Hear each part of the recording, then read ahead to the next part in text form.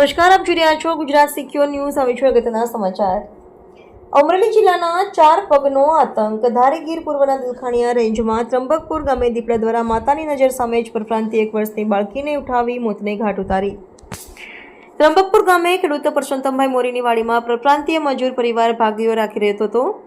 માતા બાળકીને બાજુમાં બેસાડીને રોટલી બનાવતી હતી અને અચાનક દીપડો આવીને પાણીને બાળકીને ઉઠાવી જતો રહ્યો. અમરેલી જિલ્લામાં છેલ્લા 4 દિવસમાં સિંહ અને દીપડા જેવા હિંસક પ્રાણીઓ દ્વારા માનવ પર હુમલાની ત્રીજી ઘટના. મૃતક રિંકુ અર્જુન નીનામાં ઉંમર વર્ષ 1 રેએમપીને પીએમ અર્થે ધારીની સરકારી હોસ્પિટલ ખાતે ખસેડાયા. દલખાણીયા રેન્જના આરએફઓ સહિત વન વિભાગ અને પોલીસનો સ્ટાફ ઘટના સ્થળે પહોંચી તપાસ હાથ ધરી હતી. વન વિભાગ દ્વારા માનવભક્ષી દીપડાને પકડવા કુલ 7 પાંજરા મૂકવામાં આવ્યા. અહેવાલ ટીનુભાઈ લલિયા સાથે યોગેશ નડકટ, ગુજરાત.